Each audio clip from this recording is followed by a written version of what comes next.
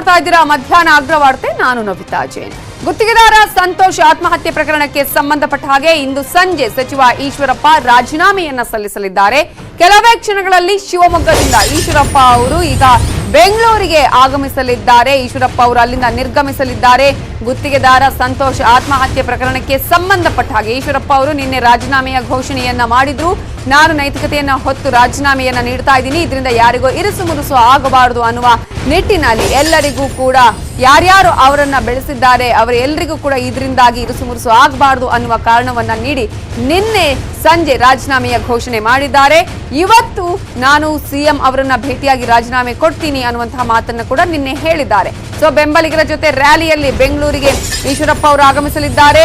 200 ಕಾರ್ಗಳಲ್ಲಿ ಈಶ್ವರಪ್ಪ ಅವರು ಆಗಮಿಸಲಿದ್ದಾರೆ. ಅವರ ಶಕ್ತಿ ಪ್ರದರ್ಶನ ಕೂಡ ಇದು. ಬೆಂಬಲಿಗರು ಅವರ ಜೊತೆ ಆಗಮಿಸಲಿದ್ದಾರೆ. ಸಂಜೆಯ ವೇಳೆಗೆ ಬೆಂಗಳೂರಿಗೆ ತಲುಪಲಿದ್ದಾರೆ ಈಶ್ವರಪ್ಪ ಅವರು. ಕಾರುಗಳ ಮೇಲೆ ಸಚಿವ ಈಶ್ವರಪ್ಪ ಅವರ ಭಾವಚಿತ್ರ ಕೂಡ ಇರುತ್ತೆ. ಈಶ್ವರಪ್ಪ ಪರ ಜೈಕಾರ್ಗಳನ್ನ ಆಲ್ರೆಡಿ ಕಾರ್ಯಕರ್ತರು ಕೂಗ್ತಾ ಇದ್ದಾರೆ. ಮತ್ತೊಂದು ಕಡೆ ಧಿಕ್ಕಾರ ಧಿಕ್ಕಾರ ಅಂತ ಹೇಳಿ ಡಿಕೆಶಿಗೆ ಧಿಕ್ಕಾರವನ್ನ ಘೋಷಣೆಯನ್ನ ಮಾಡ್ತಾ ಇದ್ದಾರೆ ಕಾರ್ಯಕರ್ತರು. ಈಶ್ವರಪ್ಪ ಪರ ಜೈಕಾರ, ಡಿಕೆಶಿ ಪರ ಧಿಕ್ಕಾರದ ಘೋಷಣೆಗಳ ಅಲ್ಲಿ ಮೊಳಗ್ತಾ ಇದೆ. ಕೆಲ ಮಹಿಳಾ ಬೆಂಬಲಿಗರು ಶಿವಮೊಗ್ಗದಲ್ಲಿ ಕಣ್ಣೀರು ಕೂಡ ಹಾಕಿದ್ದಾರೆ. ಸಂಜೆ 6 ಗಂಟೆ ಸುಮಾರಿಗೆ ಸಿಎಂಗೆ ತನ್ನ ಸಚಿವ ಸ್ಥಾನಕ್ಕೆ ರಾಜೀನಾಮೆಯನ್ನ ಸಲ್ಲಿಸಿ ರಾತ್ರಿ 11 ಗಂಟೆಯ ಟ್ರೈನ್ಗೆ ಈಶ್ವರಪ್ಪ ಅವರು ಶಿವಮೊಗ್ಗಕ್ಕೆ ವಾಪಸ್ ಆಗಲಿದ್ದಾರೆ. ಈ ಹಿನ್ನೆಲೆಯಲ್ಲಿ ರಾಜೀನಾಮೆಯನ್ನ ನೀಡೋದಕ್ಕೆ ಈಗ ಅಲ್ಲಿಂದ ತೆರಳಲಿದ್ದಾರೆ ಈಶ್ವರಪ್ಪ ಅವರು. ಈಗಾಗಲೇ ನೀವು ನೋಡಬಹುದು, ನಾವು ದೃಶ್ಯಾವಳಿಗಳಲ್ಲಿ ನಿಮಗೆ ತೋರಿಸ್ತಾ ಇದ್ದೀವಿ. ಸಾಲಾಗಿ ಕಾರುಗಳು ನಿಂತಿದೆ. ಮತ್ತೊಂದು ದೃಶ್ಯದಲ್ಲಿ ಮಹಿಳೆಯರು, ಬಿಜೆಪಿಯ ಮಹಿಳಾ ಕಾರ್ಯಕರ್ತರು, ಅವರ ಅಭಿಮಾನಿಗಳು ಕಣ್ಣೀರು ಹಾಕ್ತಿದ್ದಾರೆ. ಕರ್ನಾಟಕ ಗೊತ್ತಿದೆ ನಮ್ಮಣ್ಣ ಎಷ್ಟು ಪ್ರಾಮಾಣಿಕರು ಅಂತ.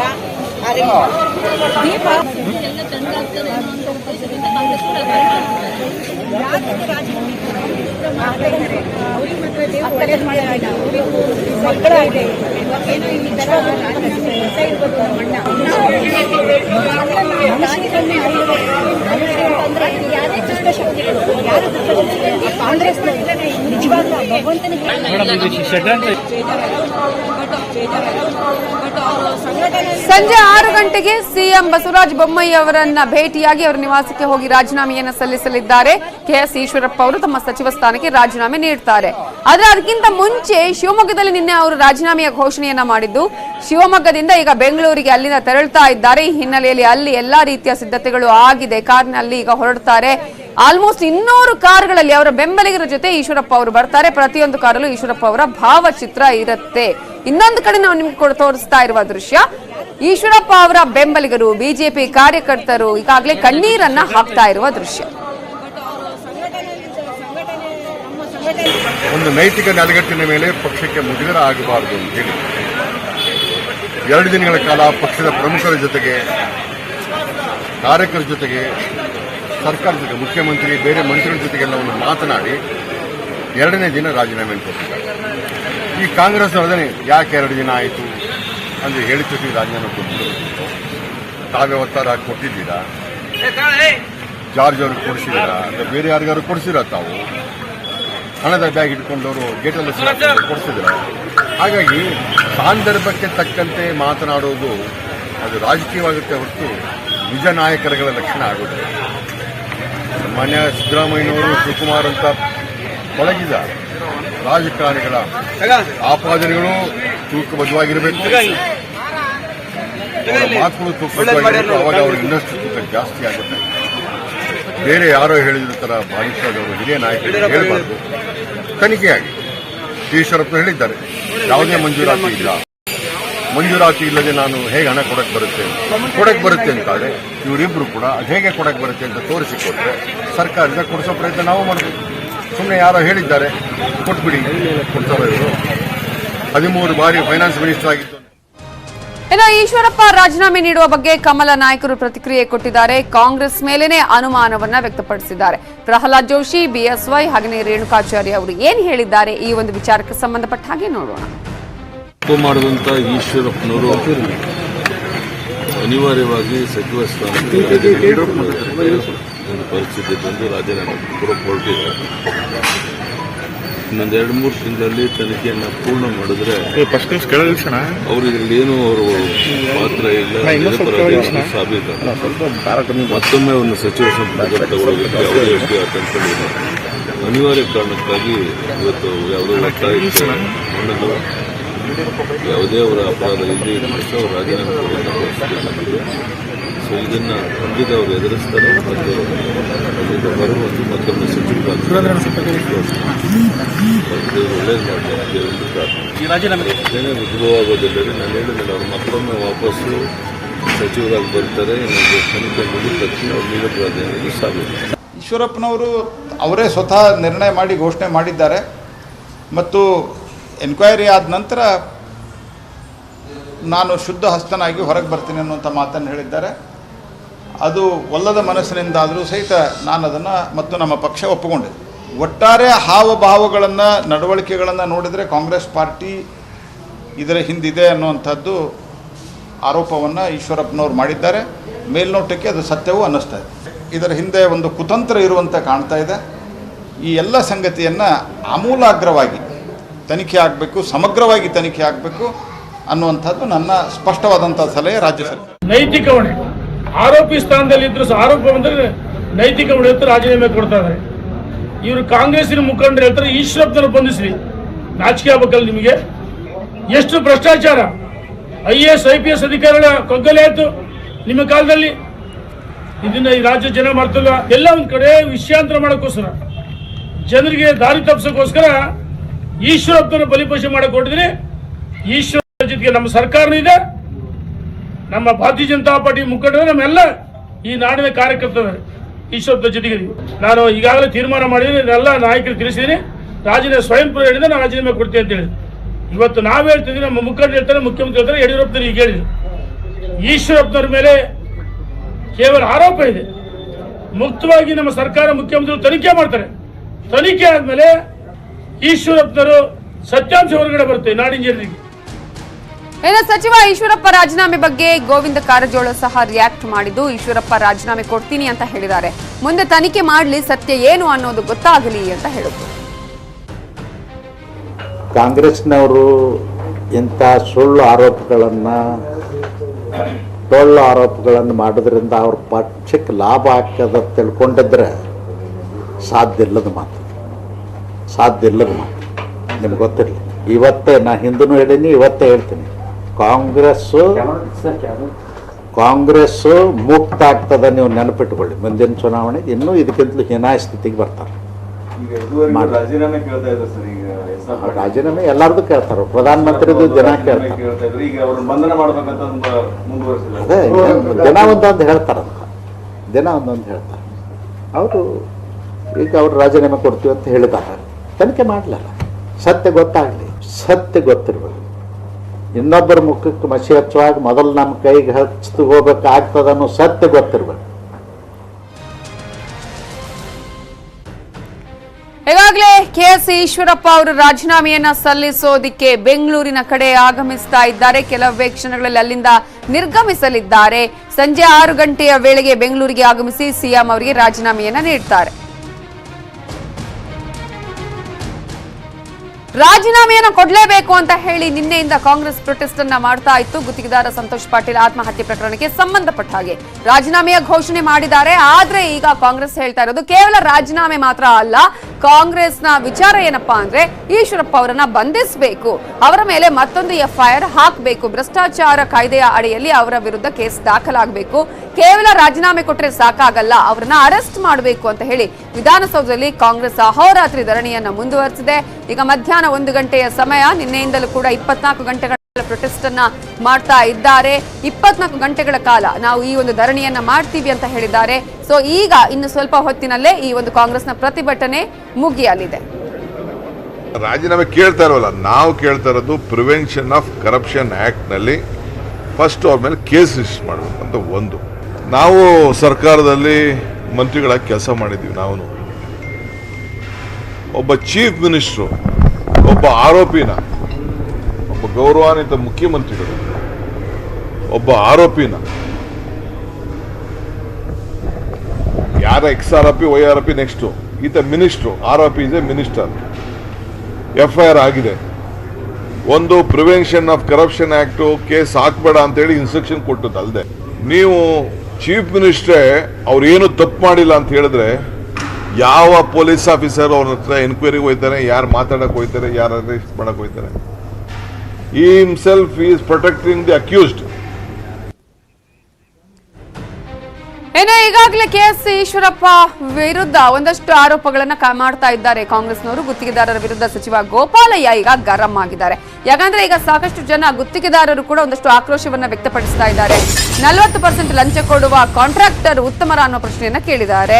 ಗುತ್ತಿಗೆದಾರರ ವಿರುದ್ಧ ಸಚಿವ ಗೋಪಾಲಯ್ಯ ಗರಂ ಆಗಿದ್ದು 40% ಲಂಚ ಕೊಡುವ ಕಾಂಟ್ರಾಕ್ಟರ್ ಉತ್ತಮನ ಅನ್ನುವಂತ ಪ್ರಶ್ನೆ ಕೇಳಿದ್ದಾರೆ. ಲಂಚ ಕೊಡ್ತೀನಿ ಅಂತ ಅವ್ರು ಎಷ್ಟು ಧೈರ್ಯದಿಂದ ಹೇಳ್ತಾರೆ ಅನ್ನೋ ಪ್ರಶ್ನೆಯನ್ನ ಕೇಳಿದ್ದಾರೆ. 40% ಲಂಚ ಕೊಟ್ಟಿದ್ರೆ ಅವನು ಮಾಡಿರೋದು ತಪ್ಪು ತಾನೆ. 40% ಕಮಿಷನ್ ಪಡೆಯಲು ಸಾಧ್ಯ ಇದೆಯಾ? GST ಹೋಗುತ್ತೆ, ಮತ್ತೆ ಕೆಲಸ ಏನ್ ಮಾಡ್ತಾರೆ ಅನ್ನುವ ಪ್ರಶ್ನೆಯನ್ನ ಮಾಡಿದ್ದಾರೆ ಸಚಿವ ಗೋಪಾಲಯ್ಯ ಅವರು. 40% ಕೊಟ್ಟು ಏನ್ ಕೆಲಸ ಮಾಡಲು ಸಾಧ್ಯ? ಅದೆಲ್ಲ ಕಟ್ಟುಕತೆ. ಲಂಚ ಕೊಡುವವನ ಮೇಲೂ ಕೇಸ್ ದಾಖಲಾಗಬೇಕು ಅಂತ ಹೇಳಿ ಹಾಸನದ ದೋರನಹಳ್ಳಿಯಲ್ಲಿ ಸಚಿವ ಗೋಪಾಲಯ್ಯ ಹೇಳಿಕೆಯನ್ನ ಕೊಟ್ಟಿದ್ದಾರೆ. ಕೇವಲ ಲಂಚ ತಗೊಳ್ಳುವವನು ಮಾತ್ರ ಅಲ್ಲ, ಲಂಚ ಯಾರು ಕೊಡ್ತಾನಲ್ಲ ಅವನ ವಿರುದ್ಧವೂ ಕೂಡ ಈಗ ಕೇಸ್ ದಾಖಲಾಗಬೇಕು ಅನ್ನುವಂತಹ ಒಂದು ಹೇಳಿಕೆಯನ್ನ ಈಗ ಸಚಿವ ಗೋಪಾಲಯ್ಯ ಅವರು ನೀಡಿದ್ದಾರೆ.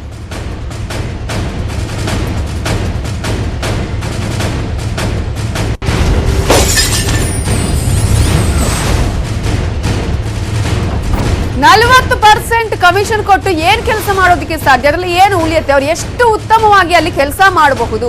ಲಂಚ ಕೊಡುವವನ ವಿರುದ್ಧವೂ ಕೇಸ್ ದಾಖಲಾಗಬೇಕು. ಅವರು ಹಾಗಾದ್ರೆ 40% ಕಮಿಷನ್ ಕೊಡುವವರೇನು ಉತ್ತಮರ ಅನ್ನುವಂತ ಪ್ರಶ್ನೆಯನ್ನ ಕೇಳಿದ್ದಾರೆ. ನಮಗೆಲ್ಲ ಗೊತ್ತಿದೆ, ಇವತ್ತು ಸಂಜೆ ಅವರು ರಾಜೀನಾಮೆ ಕೊಡ್ತೀನಿ ಅಂತಕ್ಕಂಥದ್ದನ್ನ ಹೇಳಿದ್ದಾರೆ. ಇವತ್ತು ಸಂಜೆ ಭಾಷೆ ಕೊಡ್ತಾರೆ ಅವ್ರನ್ನ. ಇನ್ನು ಉಳಿದಿರ್ತಕ್ಕಂಥದ್ದು ಏನು ಸತ್ಯಾಸತ್ಯತೆ ಇವತ್ತು ಮುಖ್ಯಮಂತ್ರಿಗಳು ತನಿಖೆಗೆ ಏನು ಆದೇಶ ಮಾಡಿದರೆ ತನಿಖೆ ನಂತರ ಯಾರು ತಪ್ಪಿಸಿದ್ರು ಇದನ್ನು ಏನು ಷಡ್ಯಂತ್ರ ಇರ್ತಕ್ಕಂಥದ್ದು ಅಂತಕ್ಕಂಥದ್ದು ಗೊತ್ತಾಗುತ್ತೆ. ಏನು ತನಿಖೆ ಮಾಡಿದ್ದಾರೆ, ಇದರಲ್ಲಿ ಯಾರ್ಯಾರಿದ್ದಾರೆ ಎಲ್ಲವೂ ಗೊತ್ತಾಗ್ತಂಥದ್ದು ತನಿಖೆ ನಂತರ ಇದನ್ನು ಗೊತ್ತಾಗುತ್ತೆ. ಇದನ್ನು ತನಿಖೆ ಆಗಲಿ, ಇದರಲ್ಲಿ ಯಾರ್ಯಾರು ಷಡ್ಯಂತ್ರ ಇದೆ ಅಂತಕ್ಕಂಥದ್ದು, ಯಾರು ಇದಕ್ಕೆ ಬಲಿಪಶು ಆದರು ಅಂತಕ್ಕಂಥದ್ದು ಇಡೀ ರಾಜ್ಯದ ಜನತೆಗೆ ತಿಳಿಯುತ್ತೆ. 40% ಕೊಡ್ತಕ್ಕಂಥ ಕಾಂಟ್ರಾಕ್ಟ್ರು ಉತ್ತಮ್ರ ಅವರು ಲಂಚ ಕೊಡ್ತೀನಿ ಅಂತಕ್ಕಂಥ ಹೇಳ್ತಾರಲ್ಲ, ಅವ್ರು ಎಷ್ಟು ಧೈರ್ಯದಿಂದ ಹೇಳ್ತಾರೆ? ಅವ್ರೇನಾದ್ರು ಕೊಟ್ಟಿದ್ರೆ ಅದು ತಪ್ಪೆ ತಾನೇ? ಅದು ಕೊಡೋನು ತಪ್ಪೆ ತಾನೇ ಮಾಡಿರ್ತಕ್ಕಂಥದ್ದು. ಆ ರೀತಿ 40% ಮಾಡೋದಕ್ಕೆ ಸಾಧ್ಯ ಇದೆಯಾ? GST ಹೋಗುತ್ತೆ, ಇದನ್ನು ಮತ್ತು ಕೆಲಸ ಏನು ಮಾಡ್ತಾರೆ? ಇದನ್ನು ಅವ್ರು ಮಾಡೋದಕ್ಕೆ 40% ಕೊಟ್ಟು ಕೆಲಸ ಏನು ಮಾಡೋದು ಸಾಧ್ಯ ಇದೆ? ಅದೆಲ್ಲ ಕಟ್ಟುಕತೆ. ಇವತ್ತೇನು ಮುಖ್ಯಮಂತ್ರಿಗಳು ತನಿಖೆಯನ್ನು ಆರಂಭಿಸಿದ್ದಾರೆ, ತನಿಖೆ ನಂತರ ಏನು ಸತ್ಯಾಸತ್ಯತೆ ಬರುತ್ತೆ ಅವಾಗ ಗೊತ್ತಾಗುತ್ತೆ. ಗುತ್ತಿಗೆದಾರರ ಸಂಘದ ಅಧ್ಯಕ್ಷರಾಗಿರುವ ಕೆಂಪಣ್ಣ ಆರೋಪ ಮಾಡಿದ್ರು ಮೊನ್ನೆ ಈ ಒಂದು ವಿಚಾರಕ್ಕೆ ಸಂಬಂಧಪಟ್ಟ ಹಾಗೆ ಬಾಗಲಕೋಟೆಯಲ್ಲಿ ಸಚಿವ ಗೋವಿಂದ ಕಾರಜೋಳ ಪ್ರತಿಕ್ರಿಯೆ ಕೊಟ್ಟಿದ್ದಾರೆ. ಬರೀ ಹಿಟ್ ಅಂಡ್ ರನ್ ಮಾಡೋದ್ರಲ್ಲಿ ಅರ್ಥ ಇಲ್ಲ, ಅವರ ಬಳಿ ಲಂಚದ ಬಗ್ಗೆ ಡಾಕ್ಯುಮೆಂಟ್ ಇದೆ ಅಂದಿದ್ದಾರೆ. ಅವರ ಬಳಿ ಇರುವ ದಾಖಲೆಗಳನ್ನ ಕೊಟ್ಟು ತನಿಖೆ ಮಾಡಿಸ್ಲಿ, ನಾನು ಸಚಿವನಾದ ಮೇಲೆ ಒಂದು ಟೆಂಡರ್ ಮಾಡಿಲ್ಲ ಅಂತ ಬಾಗಲಕೋಟೆಯಲ್ಲಿ ಸಚಿವ ಗೋವಿಂದ ಕಾರಜೋಳ ಹೇಳಿದ್ದಾರೆ. ಗೋವಿಂದ್ ಬರೀ ಹಿಟ್ ಅಂಡ್ ರನ್ ಮಾಡೋದ್ರಲ್ಲಿ ಅರ್ಥ ಇಲ್ಲ. ಅವ್ರ ಹತ್ರ ಡಾಕ್ಯುಮೆಂಟ್ಸ್ ಅದಾವಂತ, ಯಾರು ಲಂಚ ತೊಗೊಂಡಿರತ್ತೆ ಡಾಕ್ಯುಮೆಂಟ್ಸ್ ಅದಾವ, ದಯವಿಟ್ಟು ಅವ್ರು ಕೊಟ್ಬಿಡಲಿ, ತನಿಖೆ ಮಾಡಿಸ್ಲಿ. ನಾನು ಭಾಳ ಸ್ಪಷ್ಟವಾಗಿ ಹೇಳಕತ್ತೀನಿ. ಅದಕ್ಕೆ ನಮಗೆ ಹೆಮ್ಮೆಯಿಂದ ಈ ವಿಷಯ ಇವತ್ತು ನಾನು ಹೇಳಿದ್ದು. ನಿಮ್ಮ ಜಿಲ್ಲೆ ಗೋವಿಂದ ಕಾರಜೋಳ 8,723 ಮಂದಿಗೆ 10,210 ಕೋಟಿ ರೂಪಾಯಿ ಪಾರದರ್ಶಕವಾಗಿ ಕೊಟ್ಟೀನಿ. ನೀವು ಹೆಮ್ಮೆ ಪಡ್ಬೇಕಾಗ್ತದೆ, ಹೆಮ್ಮೆ ಪಡ್ಬೇಕು. ಆ ರೀತಿ ಕೆಲಸ ಮಾಡಿದ್ದೀನಿ. ನಾ ಬಂದ ಮೇಲೆ ಯಾವುದೂ ಒಂದು ಟೆಂಡರ್ ಮಾಡಿಲ್ಲ. ಇನ್ನೂ ನಿಮ್ಗೆ ಗೊತ್ತಿರಲಿ, ಇನ್ನೂ ನಾನು ಬಂದ ಮೇಲೆ ಒಂದೇ ಒಂದು ಟೆಂಡರ್ ಮಾಡಿಲ್ಲ. ನನ್ನ ಕ್ಷೇತ್ರದ್ದೊಂದು ಬಿಟ್ರೆ, ಈಗ ಹೇಳಿದ್ನಲ್ಲ ಸಸಾಲಟ್ಟಿ ಮಂಟೂರು ಒಂದು ಬಿಟ್ರೆ ಯಾವುದೂ ಟೆಂಡರ್ ಮಾಡಿಲ್ಲ. ಉಳಿದ ಅಪ್ಡೇಟ್ಸ್ ನೋಡೋಣ ಬ್ರೇಕ್ ಆದ್ಮೇಲೆ.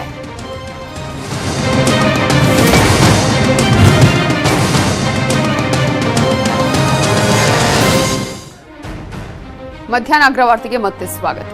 ಗುತ್ತಿಗೆದಾರ ಸಂತೋಷ್ ಪಾಟೀಲ್ ಆತ್ಮಹತ್ಯೆ ಪ್ರಕರಣಕ್ಕೆ ಸಂಬಂಧಪಟ್ಟ ಹಾಗೆ ಲಾಡ್ಜ್ಗೆ ಬರ್ತೇನೆ ಅಂತ ಹೇಳಿದಂತಹ ರಾಜೇಶ್ ಯಾರು ಅನ್ನುವಂತಹ ಪ್ರಶ್ನೆಯ ಮೇಲೆ ಈಗ ಪೊಲೀಸರು ಇನ್ವೆಸ್ಟಿಗೇಷನ್ ಅನ್ನ ಮಾಡ್ತಿದ್ದಾರೆ.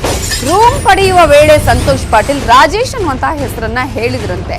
ಸಂತೋಷ್ ತನ್ನ ಸ್ನೇಹಿತರ ಜೊತೆಗೆ ರೂಮ್ ಪಡ್ಕೊಳ್ಳುವಂತಹ ಸಂದರ್ಭದಲ್ಲಿ ನಾನು ರಾಜೇಶ್ ಜೊತೆಗೆ ಇರ್ತೀನಿ, ರಾಜೇಶ್ ಬರ್ತಾರೆ ರೂಮ್ಗೆ ಅನ್ನುವಂತಹ ಒಂದು ಮಾತನ್ನ ಹೇಳ್ತಾರೆ.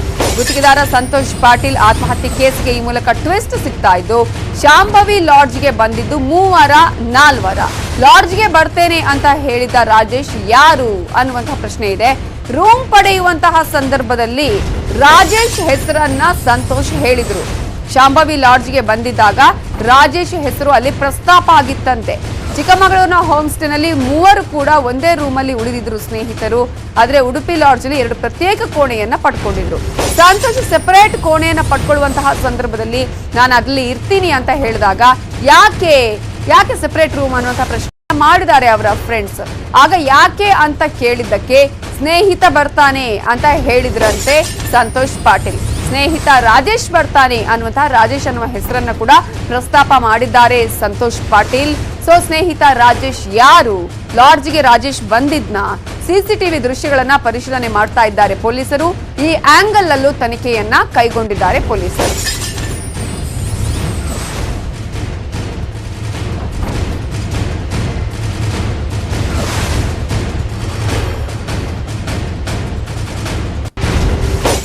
ಈಗಾಗಲೇ ಎಲ್ಲ ಆಯಾಮಗಳಿಂದಲೂ ಕೂಡ ಸಂತೋಷ್ ಪಾಟೀಲ್ ಆತ್ಮಹತ್ಯೆ ಪ್ರಕರಣಕ್ಕೆ ಸಂಬಂಧಪಟ್ಟ ಹಾಗೆ ಪೊಲೀಸರು ತನಿಖೆಯನ್ನ ಮಾಡ್ತಾ ಇದ್ದಾರೆ. ಪ್ರತಿಯೊಂದು ಕ್ಲೂ ಸಿಕ್ಕಿದಾಗ್ಲೂ ಕೂಡ ಅದಕ್ಕೆ ಸಂಬಂಧಪಟ್ಟಂತಹ ಎಲ್ಲಾ ತನಿಖೆಯನ್ನ ನಡೆಸ್ತಾ ಇದ್ದಾರೆ ಪೊಲೀಸರು. ಈಗಾಗಲೇ ಲಾಡ್ಜ್ ಅಲ್ಲಿ ರೂಮ್ ಬುಕ್ ಮಾಡುವಂತಹ ಸಂದರ್ಭದಲ್ಲಿ ಒಂದು ಹೇಳಿಕೆಯನ್ನು ಕೊಟ್ಟಿರ್ತಾರೆ ಸಂತೋಷ್ ಪಾಟೀಲ್ ಅವರು.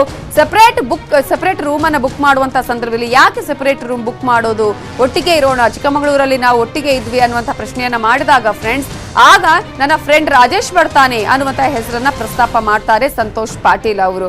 ಸೊ ಯಾಕೆ ಅನ್ನುವಂತ ಪ್ರಶ್ನೆ, ಅಥವಾ ಯಾರು ಆ ರಾಜೇಶ್ ಬಂದಿದ್ರಾ ಇಲ್ವಾ, 3 ಜನ ಫ್ರೆಂಡ್ಸ್ ಇದ್ದಿದ್ದ, 4 ಜನ ಇದ್ರ ಅಲ್ಲಿ, ಇವೆಲ್ಲದರ ಜೊತೆಗೆ ತಾನು ಸೆಪರೇಟ್ ರೂಮ್ ಅನ್ನ ಮಾಡೋದಕ್ಕಾಗಿಯೇ, ನಾನು ಒಬ್ಬನೇ ಇರೋದಕ್ಕಾಗಿಯೇ ಏನಾದ್ರೂ ರಾಜೇಶ್ ಹೆಸರು ಪ್ರಸ್ತಾಪ ಆಯ್ತಾ? ಹೀಗೆ ಎಲ್ಲಾ ಆಯಾಮಗಳಿಂದಲೂ ಕೂಡ ಈಗ ತನಿಖೆಯನ್ನ ಮಾಡ್ತಾ ಇದ್ದಾರೆ ಪೊಲೀಸರು. ಲಾಡ್ಜ್ಗೆ ಬರ್ತೇನೆ ಅಂತ ಹೇಳಿದಂತಹ ರಾಜೇಶ್ ಯಾರು, ಹೋಮ್ ಸ್ಟೇ ನಲ್ಲಿ ಈ 3 ಫ್ರೆಂಡ್ಸ್ ಒಟ್ಟಿಗೆ ಉಳಿದಿದ್ರು. ಆದ್ರೆ ಉಡುಪಿಗೆ ಬಂದಂತ ಸಂದರ್ಭದಲ್ಲಿ ಸೆಪರೇಟ್ ರೂಮ್ ಅನ್ನ ಪಡ್ಕೊಳ್ಳುವಾಗ ಸ್ನೇಹಿತರ ಜೊತೆಗೆ ಸಂತೋಷ್ ಪಾಟೀಲ್ ರಾಜೇಶ್ ಅನ್ನುವಂತಹ ಫ್ರೆಂಡ್ ನನ್ನ ಬರ್ತಾನೆ, ನಾವಿಬ್ರು ಒಟ್ಟಿಗೆ ಇರ್ತೀವಿ ಅನ್ನುವಂತಹ ಒಂದು ವಿಚಾರವನ್ನ, ಹೆಸರನ್ನ ಪ್ರಸ್ತಾಪ ಮಾಡ್ತಾರೆ. ಸೊ ಹಾಗಾದ್ರೆ ಆ ರಾಜೇಶ್ ಯಾರು ಅನ್ನುವಂತಹ ಒಂದು ಹುಡುಕಾಟದಲ್ಲಿ ಈಗ ಪೊಲೀಸರು ಇದ್ದಾರೆ. ಆ ಆಂಗಲ್ ನಲ್ಲೂ ಕೂಡ ತನಿಖೆಯನ್ನ ಮಾಡಲಿದ್ದಾರೆ ಪೊಲೀಸರು.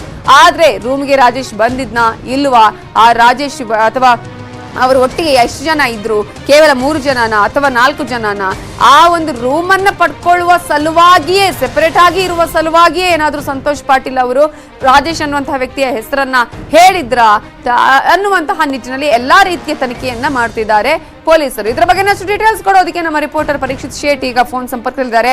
ಪರೀಕ್ಷಿತ್, ಒಂದರ ಮೇಲೆ ಒಂದಷ್ಟು ಟ್ವಿಸ್ಟ್ ಗಳು ಸಿಗ್ತಾ ಇದೆ ಈ ಒಂದು ಆತ್ಮಹತ್ಯೆ ಪ್ರಕರಣಕ್ಕೆ ಸಂಬಂಧಪಟ್ಟ ಹಾಗೆ. ಪೊಲೀಸರು ಬೇರೆ ಬೇರೆ ಎಲ್ಲಾ ರೀತಿಯ ಆಂಗಲ್ ಗಳನ್ನ ಕೂಡ ಈಗ ಚೆಕ್ ಮಾಡ್ತಾ ಇರುವಂತದ್ದು. ರಾಜೇಶ್ ವಿಚಾರಕ್ಕೆ ಸಂಬಂಧಪಟ್ಟ ಹಾಗೆ ಯಾವ ರೀತಿಯ ತನಿಖೆ ನಡೀತಾ ಇದೆ, ಏನು ಮಾಹಿತಿ ಸಿಗ್ತಾ ಇದೆ ಪರೀಕ್ಷಿತ್? ನಮಿತಾ, ಈಗ ತನಿಖೆ ಹಂತ ಒಂದ್ ಸ್ಟೆಪ್ ಮುಂದೆ ಮೇಲೆ ಹೋಗ್ತಾ ಇದೆ. ಯಾಕಂದ್ರೆ ಈಗಾಗಲೇ ಸಿಸಿಟಿವಿ ಫುಟೇಜ್ ಗಳನ್ನ ಎಲ್ಲವನ್ನ ಕಲೆಕ್ಟ್ ಮಾಡಿದ್ದಾರೆ ಪೊಲೀಸರು. ಮತ್ತೆ ಸ್ನೇಹಿತರನ್ನು ಕೂಡ ಈಗಾಗಲೇ ತೀವ್ರ ವಿಚಾರಣೆ ಕೂಡ ಒಳಪಡಿಸ್ತಾ ಇದ್ದಾರೆ. ಇನ್ನು ಇದರ ಚಿಕ್ಕಮಗಳೂರಲ್ಲಿ 3 ದಿನ ಹೋಮ್ ಸ್ಟೇ ನಲ್ಲಿ ಇದ್ದು ಬಂದಿದ್ದ, ನಂತರ ಅಲ್ಲಿ ಇದ್ದು ಬಂದ ನಂತರ ಉಡುಪಿಯಲ್ಲಿ ಲಾಡ್ಜ್ ಪಡೆದಿದ್ದ ಅಂತ ಮಾಹಿತಿ ಸಿಗ್ತಾ ಇದೆ. ಜೊತೆಗೆ ಏನು ಸಂತೋಷ್ ಪಾಟೀಲ್ ಸಿಂಗಲ್ ಆಗಿ ರೂಮ್, ಅಂದ್ರೆ ಒಬ್ನೇ ಇದ್ದ ರೂಮ್ ನಲ್ಲಿ, 207 ರೂಮ್ ನಲ್ಲಿ ಯಾಕೆ ಒಬ್ನೇ ತಂಗಿದ್ದ, ಮತ್ತೆ 2 ಸ್ನೇಹಿತರನ್ನ ಇನ್ನೊಂದು ರೂಮ್ 209 ಗೆ ಯಾಕೆ ಅಲ್ಲಿ ತಂಗಲ್ ಹೇಳಿದ ಅನ್ನುವಂಥದ್ದು ಕೂಡ ಒಂದು ಪ್ರಶ್ನೆ ಬರುತ್ತೆ. ಜೊತೆಗೆ ಈ ಸಂತೋಷ್ ಪಾಟೀಲ್ ರಾಜೇಶ್ ಹೆಸರು ಹೇಳಿ ಪ್ರಸ್ತಾಪ ಮಾಡಿದ್ದ ಅನ್ನೋ ಮಾಹಿತಿಗಳು ಸಿಗ್ತಾ ಇದೆ. ಯಾಕಂದ್ರೆ ತನಿಖೆಯಲ್ಲಿ ಸ್ನೇಹಿತರು ಕೂಡ ಹೇಳಿರುವಂತದ್ದು. ಯಾಕಂದ್ರೆ ಒಬ್ಬ ಸಪರೇಟ್ ಆಗಿ ಯಾಕೆ ಇರ್ತಾರೆ ಅಂತ ಕೇಳಿದಾಗ ರಾಜೇಶ್ ಬರ್ತಾನೆ, ನನ್ನ ಸ್ನೇಹಿತ ರಾಜೇಶ್ ಬರ್ತಾನೆ ಅನ್ನುವಂತ ಮಾಹಿತಿಯನ್ನ ಸಂತೋಷ್ ಪಾಟೀಲ್ ಹೇಳಿದ್ದ ಅನ್ನುವಂತ ಮಾಹಿತಿ ಸಿಗ್ತಾ ಯುಡಿಎನ್ ನಲ್ಲಿ ಈ ಹೆಸರು ಬಂದಿದೆ ಅನ್ನುವಂಥದ್ದು ಗೊತ್ತಾಗ್ತಾ ಇದೆ. ಆದ್ರೆ ರಾಜೇಶ್ ಯಾರು, ರಾಜೇಶ್ ಹೆಸರು ಪ್ರಸ್ತಾಪ ಯಾಕೆ ಬಂತು, ನಿಜವಾಗ್ಲೂ ಸಂತೋಷ್ ಪಾಟೀಲ್ ರಾಜೇಶ್ ಹೆಸರು ಹೇಳಿದ್ನಾ ಅನ್ನುವಂಥದ್ದು ಕೂಡ ಈ ಆಂಗಲ್ ತನಿಖೆ ಮಾಡ್ತಾ ಇದ್ದಾರೆ. ಎಲ್ಲ ರೀತಿಯ ಸಿಸಿಟಿವಿ ಫುಟೇಜ್ ಗಳನ್ನು ಕೂಡ ಇಲ್ಲಿ ಕಲೆಕ್ಟ್ ಮಾಡಿ ಮತ್ತೆ ಅದರ ಬಗ್ಗೆ ಆ ಹಿನ್ನೆಲೆಯಲ್ಲಿ ಕೂಡ ತನಿಖೆ ಮುಂದುವರಿದಿದೆ. Namita, okay, thank you Parikshit Shet ಡೀಟೇಲ್ಸ್ಗೆ. Welcome back. ಪಿಎಫ್ಐ ನಿಷೇಧಕ್ಕೆ ಕೇಂದ್ರ ಸರ್ಕಾರದ ಚಿಂತನೆ ಯಾಕೆ? ಎನ್ಐಎ ಎಫ್ಐಆರ್ ನಲ್ಲಿ ಏನೆಲ್ಲ ಉಲ್ಲೇಖ ಇದೆ? ನ್ಯೂಸ್ 18 ಬಳಿ ಎಕ್ಸ್ಕ್ಲೂಸಿವ್ ದಾಖಲೆ ಇದೆ. ಪಿಎಫ್ಐ ಸಂಘಟನೆ ನಿಷೇಧಕ್ಕೆ ಕೇಂದ್ರ ಸರ್ಕಾರ ಈಗಾಗಲೇ ಚಿಂತನೆಯನ್ನ ಮಾಡಿದೆ. ಮುಂದಿನ ವಾರ ಅಧಿಕೃತವಾಗಿ ಇದನ್ನು ಘೋಷಣೆ ಮಾಡುವಂತಹ ಸಾಧ್ಯತೆ ಕೂಡ ಇದೆ. ಈ ಹಿನ್ನೆಲೆಯಲ್ಲಿ ನ್ಯೂಸ್ 18 ಬಳಿ ಎಕ್ಸ್ಕ್ಲೂಸಿವ್ ದಾಖಲೆಗಳಿದೆ. ಪಿಎಫ್ಐ ಭಾರತದಲ್ಲಿ ತಾಲಿಬಾನ್ ಸಂಸ್ಕೃತಿ ತರ್ತಾ ಇದೆ. ಈ ತರದ ಸಂಘಟನೆಗಳನ್ನ ಬ್ಯಾನ್ ಮಾಡಬೇಕಾಗಿದೆ. ಇಂತಹ ಸಂಘಟನೆಗಳಿಂದ ಕೋಮು ಸಂಘರ್ಷ ಆಗ್ತಾ ಇದೆ. ಬಾಂಬ್ ಸ್ಫೋಟದ ಬಗ್ಗೆ ಟ್ರೈನಿಂಗ್ ಅನ್ನ ಕೊಡ್ತಾರೆ. ತಳಮಟ್ಟದಿಂದಲೇ ಯುವಕರಿಗೆ ಟ್ರೈನಿಂಗ್ ಅನ್ನ ನೀಡ್ತಾರೆ. ವಿಧ್ವಂಸಕ ಕೃತ್ಯಗಳನ್ನು ಎಸಗಲು ಪ್ರೇರೇಪಣೆಯನ್ನ ಮಾಡ್ತಾರೆ. ಪಿಎಫ್ಐ, ಎಸ್ಡಿಪಿಐ ಗಲ್ಫ್ ರಾಷ್ಟ್ರಗಳಿಂದ ಫಂಡಿಂಗ್ ಬರ್ತಾ ಇದೆ ಈ ಸಂಘಟನೆಗಳಿಗೆ. ಸಿಎಎ ವಿರೋಧಿ ಹೋರಾಟಕ್ಕೂ ಕೂಡ ಈ ಸಂಘಟನೆಗಳಿಗೆ ಫಂಡಿಂಗ್ ಆಗಿದೆ ಬೇರೆ ಬೇರೆ ರಾಷ್ಟ್ರಗಳಿಂದ. 23 ಲವ್ ಜಿಹಾದ್ ಕೇಸಲ್ಲಿ ಪಿಎಫ್ಐ ನಂಟಿದೆ. ಬಿಜೆಪಿ ಸಂಸದ ತೇಜಸ್ವಿ ಸೂರ್ಯ ಕೊಲೆಗೆ ಸಂಚು ನಡೆದಿದೆ. ಈ ಸಂಬಂಧ 6 ಜನರ ಮೇಲೆ ಎಫ್ಐಆರ್ ಆಗಿದೆ. ಕೋಮು ಸಂಘರ್ಷಕ್ಕೆ ಪ್ರಚೋದನೆ ಕೊಟ್ಟಿವೆ. ಹೀಗೆ ಎಲ್ಲಾ ರೀತಿಯಲ್ಲೂ ಕೂಡ ಯಾಕೆ ಪಿಎಫ್ಐ ಸಂಘಟನೆಯನ್ನ ಬ್ಯಾನ್ ಮಾಡಬೇಕು ಅನ್ನೋದರ ಬಗ್ಗೆ ಒಂದಷ್ಟು ಅಂಶಗಳನ್ನ ಈಗಾಗಲೇ ನೀಡಿದೆ ಎನ್ಐಎ. ವಿದ್ಯಾರ್ಥಿಗಳಿಗೆ ಕಲ್ಲು ತೂರಾಟದ ಟ್ರೈನಿಂಗ್ ಕೊಡ್ತಾ ಇದೆ. ಸಿಮಿ ಸಂಘಟನೆಯ ಜೊತೆಗೆ ಈ ಸಂಘಟನೆಗಳಿಗೂ ನಂಟಿದೆ. ಈ ಬಗ್ಗೆ ಹಲವು ರಾಜ್ಯಗಳಿಂದ ದೂರು ಬಂದಿದೆ ಅನ್ನುವಂತಹ ಒಂದು ವಿಚಾರಕ್ಕೆ ಸಂಬಂಧಪಟ್ಟ ಹಾಗೆ ಈಗಾಗಲೇ ಪಿಎಫ್ಐ ಬ್ಯಾನ್ ಮಾಡೋದಕ್ಕೆ ಕೇಂದ್ರ ಸರ್ಕಾರ ಚಿಂತನೆಯನ್ನ ಮಾಡಿದೆ. ಈ ಒಂದಷ್ಟು ಕಾರಣಗಳನ್ನ ನಾವು ನೋಡಬಹುದು. ಯಾಕೆ ಈ ರೀತಿಯಾದಂತಹ ಒಂದು ನಿರ್ಧಾರವನ್ನ ಕೈಗೊಳ್ತಾ ಇದೆ ಅನ್ನೋದನ್ನ ಪ್ರಮುಖವಾಗಿ ನೋಡೋದಾದ್ರೆ, ಕೋಮು ಸಂಘರ್ಷಕ್ಕೆ ಕಾರಣ ಆಗುವಂತಹ ಅನೇಕ ಘಟನೆಗಳು ನಡೀತಾ ಇದೆ. ಅದರಲ್ಲಿ ಭಾರತದಲ್ಲಿ ತಾಲಿಬಾನ್ ಸಂಸ್ಕೃತಿಯನ್ನ ತರ್ತಾ ಇದೆ. ಬಾಂಬ್ ಸ್ಫೋಟದ ಬಗ್ಗೆ ಟ್ರೈನಿಂಗ್ ಅನ್ನ ಕೊಡ್ತಾರೆ. ಪಿಎಫ್ಐ ನಿಷೇಧಕ್ಕೆ ಕೇಂದ್ರ ಸರ್ಕಾರ ಚಿಂತನೆಯನ್ನ ಮಾಡಿದ್ದು ಮುಂದಿನ ವಾರ ಅಧಿಕೃತವಾಗಿ ಘೋಷಣೆಯಾಗುವಂತಹ ಸಾಧ್ಯತೆ ಕೂಡ ಇದೆ. ಪಿಎಫ್ಐ ಸಂಘಟನೆಯನ್ನ ಬ್ಯಾನ್ ಮಾಡುವಂತಹ ಸಾಧ್ಯತೆ ಕೂಡ ಇದೆ. ಸೊ ಈ ಹಿನ್ನೆಲೆಯಲ್ಲಿ ಯಾಕೆ ಪಿಎಫ್ಐ ನಿಷೇಧಕ್ಕೆ ಕೇಂದ್ರ ಸರ್ಕಾರ ಚಿಂತನೆ ಮಾಡಿತ್ತು ಅನ್ನೋದನ್ನ ನಾವು ನೋಡ್ತಾ ಹೋಗೋದಾದ್ರೆ, ಈಗಾಗಲೇ ಅನೇಕ ಕಾರಣಗಳನ್ನ ಎನ್ಐಎ ನೀಡಿದೆ. ಎನ್ಐಎ ಹೇಳಿದ್ದೇನು ಅಂತ ನೋಡೋಣ. ಯುವಕರಿಗೆ ಬಾಂಬ್ ಸ್ಫೋಟದ ಟ್ರೈನಿಂಗ್ ಅನ್ನ ಕೊಡ್ತಾರೆ.